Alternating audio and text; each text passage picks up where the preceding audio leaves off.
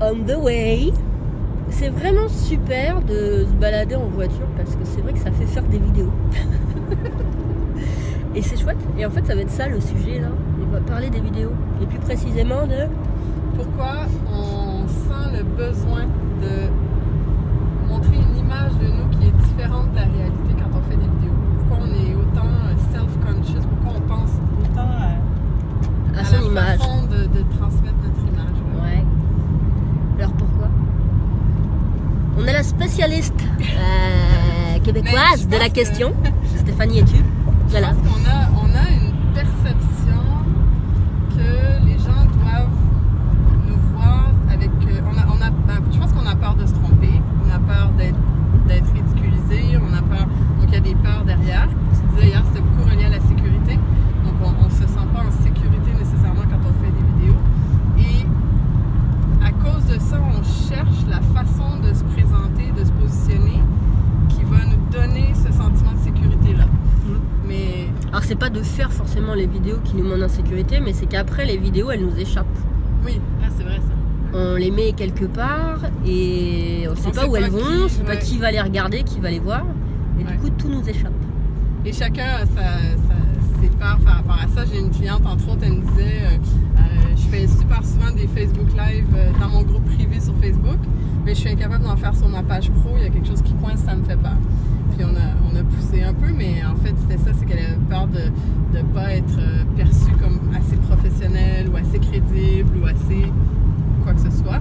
Et ça fait dans ce temps-là, malheureusement, c'est que plus on pense à ça, plus on crée des vidéos qui sont déconnectées de nous et moins ça connecte avec notre audience. Donc plus on essaie de se construire une image qui n'est pas vraie, basée sur ce qu'on pense que les gens veulent voir de nous.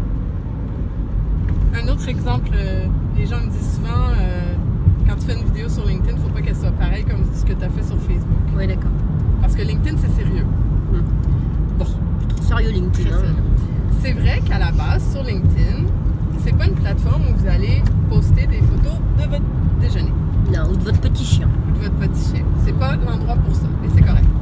Mais ça veut pas dire qu'il faut que le message soit différent, que votre habillement soit différent dans la vidéo, parce que sinon, il faut pas faire de réseautage en personne, hein, parce que si les gens écoutent des vidéos de vous qui sont complètement déconnectées parce que vous avez construit une image qui est ce que vous pensez que ça doit être pour être sur LinkedIn, ben, si vous allez en réseautage après, les gens vont faire il y a comme une légère déconnexion. Est-ce la même personne? Oui, puis ça, ce que ça fait, cette déconnexion-là, c'est que ça brise le lien de confiance qu'on a avec nos clients potentiels.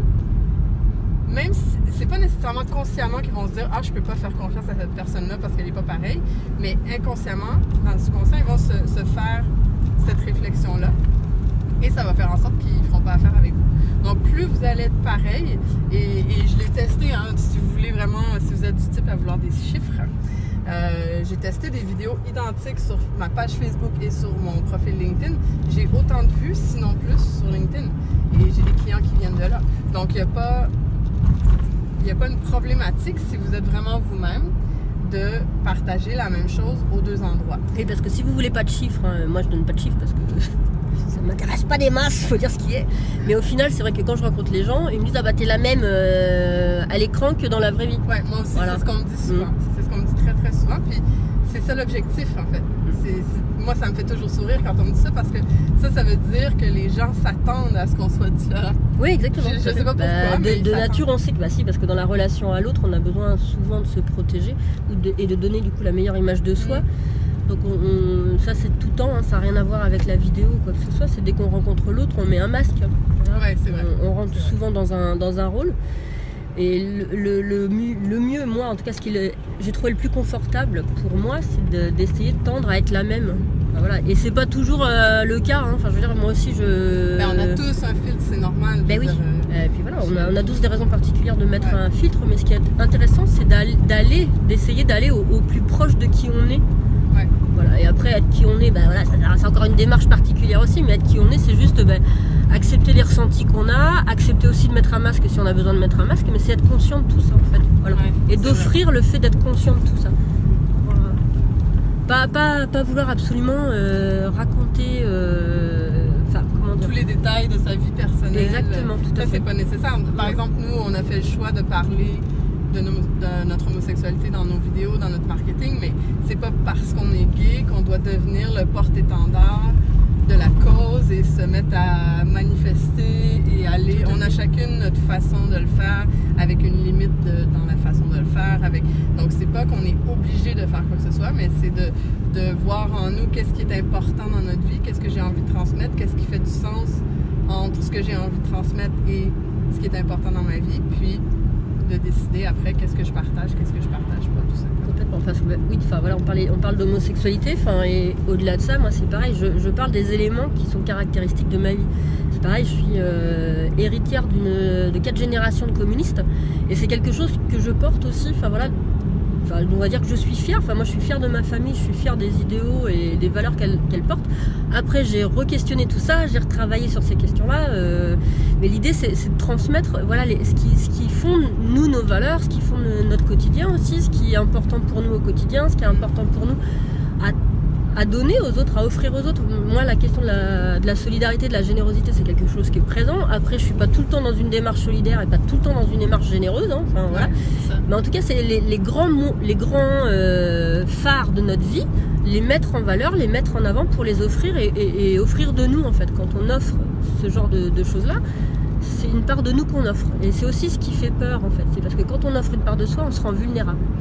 Et la vulnérabilité, on n'aime pas trop ça en fait chez nous, parce qu'on a l'impression qu'on est en insécurité et qu'on va se faire, qu'il va nous arriver quelque chose. Quand on est vulnérable, on a tendance à vouloir se protéger. Mais en fait, de base, on est vulnérable. On est des humains dans un monde où on peut se prendre un satellite sur la tronche et se faire écraser par un satellite. C'est un peu poussé comme exemple. Ah non, c'est parfait. Un peu exagéré. Ou alors, toi, il y a un orignal qui peut passer sur la route et on se le prend en pleine face. Et puis, bah voilà, on est vulnérable. Voilà, rien que le fait d'exister nous rend vulnérables. Du coup, en effet, en tant qu'humain, professionnel, coach, machin, tout ça, on essaye de mettre des filtres et des frontières entre notre vulnérabilité et le monde. Et c'est ce qui fait qu'on a peur de faire des vidéos. Au contraire, c'est la vulnérabilité qui nous rend authentique, qui nous rend beau, qui nous rend attachant, qui nous rend adorable, qui nous rend tout ce qu'on veut. Et qui attire à nous les clients avec qui on va avoir le plus de plaisir de travailler. Parce qu'à la base, si tu attires des clients basés sur une fausse image de toi que tu projettes, tu peux être certain qu'en coaching, ça va être chiant. Oui, ça va être chiant, à mourir. Parce que les gens que tu vas attirer ne ressemblent pas à toi et c'est loin d'être là. Voilà. Donc c'était ça la réponse à la question initiale de une histoire de vidéo.